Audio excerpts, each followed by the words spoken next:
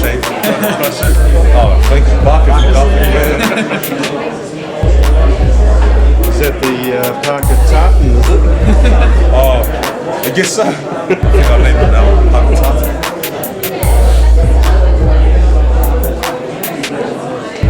How's your week been? Has it been a long week this week? Last week was, it's been going quite fast really. I mean, when you're keeping busy, there's a lot on and just everything just sort of flies by really. In Vegas, sometimes it seems like time is going quite slowly because you're training and you have all this downtime. But when you're keeping busy, it feels like it's flying by. It's good. A lot of talk swirling around. Joe, how are you keeping that out of your head? About all the other fights and potential world fights. And my mum and dad just told me, and even the team said, you know, if you don't get past this guy, then what's the point of sort of focusing on those things? You know? So my focus on this guy, because if I can't beat him, what's the point of me thinking in the future? So now I have to put everything into this fight, all my thoughts, feelings, just everything. Everything I've been training so hard. Is having your mum and dad in the hotel with you sort of keep you grounded through this last week or something? Oh, it's been great. You know, I've actually, it's great to have them in a hotel, so to help me not come home too late if I'm going out somewhere or doing something, and also I get to spend more time with them. I think the previous camps or fights, I've always had to drive out to the hotel to see them, and I only see them for an hour, then it's time to go back and rest. So me staying in the hotel, I see them every morning at night, which is good. In order to sort of keep your focus, do you sort of tone down on the social media and stuff like that, or how's that? Like in Vegas, I get all this downtime, so sometimes I'm on social media a lot more. Whereas in New Zealand, I haven't even. Usually, I post one post a day on Instagram. I've only posted once since I've been here, so I'm like hardly on social media, which is good, keeping away from news and things that are happening around what we're trying to do. Does being the #1 contender change things for you? Does it make you feel more confident when training or even going into these fights and you ignore what's about to happen, but when you're going, you know, I am the #1 contender, so you being in the #1 position, it's a good achievement, but it's not where I want to be. I want to be the champion, and so being at the #1 or thinking about being champion gives me motivation and drive to keep pushing forward. You know, #1's a nice place to be, but you're not champion yet, and the goal for all of us, I think, that do boxing is to be the champion. You seem pretty relaxed here. What do you make of Alexander's demeanour around here? Does he look pretty relaxed to you? Yeah, he's like Kevin said before, how many fights has he had? Like over 47 fights? Something like that. He's only lost 2 fights. So he's done this many times. He's very relaxed. He's a nice guy too, so. You feel talking about me then? No, sorry. Oh, here's I'm not a nice guy. No, you are, but I'll still got someone else. But you can be the nice guy now. I get jealous when you talk about other people. You cleared the air and all about stuff last week with him. Yeah, well, I mean, we just shook hands. You know, he has his own opinion about things, and I have my own opinions and how I see things. So yeah, I just don't like it. But hey, it's a new day. We saw each other, shook hands. We're ready to fight. Has Kev sort of had a talk to you about putting in a big show? He's made no secret of the fact that the last 2 performances may not have been you at your best. Yeah. I mean, how much of that, or how much of an improvement can you show, do you think? I think since the Costa fight, I haven't really had that spark since then. But there's a few things that we've seen in this camp where we've sort of noticed that spark coming back, and so it makes us both excited. We see this excitement in camp and in training and what we're doing, and I feel like we're going to see that spark again from fight night. There's a lot more focus, there's a lot more just power and combinations, and we'll come up with a great game plan to approach this game. Kev, I guess obviously fighting in Taliban, Joe's going to have to show something a little bit different. Are we going to see some new stuff? Yeah, I think one of the keys for us in this fight will be speed. You know, being able to close the distance, get in, get out. You'll see Joe working a lot more off angles in this fight.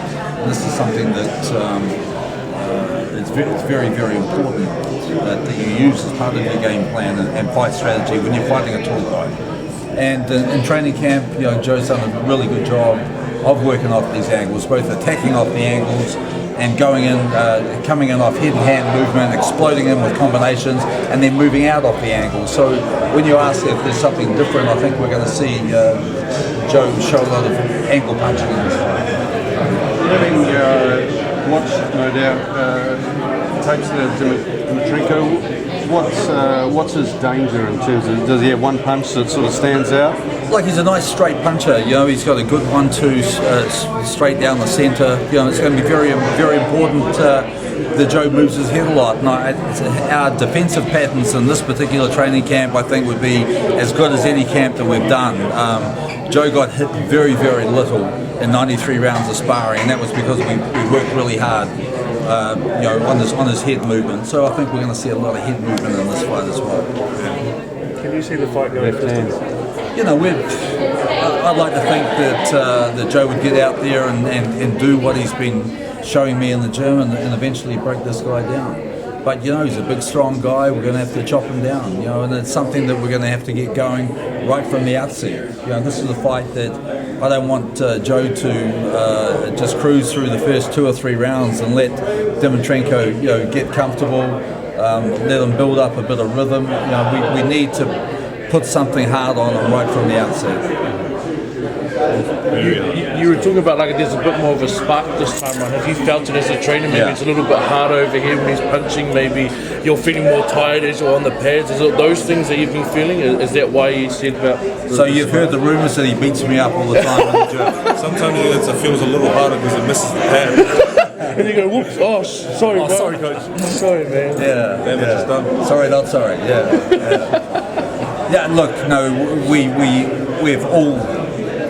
all felt a spark in camp, this particular training camp, and I don't know if you heard me say before to the TV guys that, you know, Joe's last 3 performances, that they were all good wins, but he's capable of so much better than that. And I'm seeing so much more than that in the gym. And my challenge to Joe this camp was, when you actually fight on October 1, bring your A game. Show everyone what you're showing me in the gym day in, day out. And that's what I mean. The spark, he's been driven, he's focused, he's hungry. And I think, you know, Joe has challenged himself more this training camp. And I think we're going to see a very strong performance on Saturday night. What have you done to block off that stuff happening in the Northern Hemisphere? That's you know, the thing is this, we've been in this situation quite a few times where we've had to fight an opponent and we've already had someone outside. And so, you know, Joe's gone through this exercise. We know as a team, and Joe understands, and I've given him examples of people looking past the guy in front of them. When you start conducting your business in the future, you know your performance is going to suffer.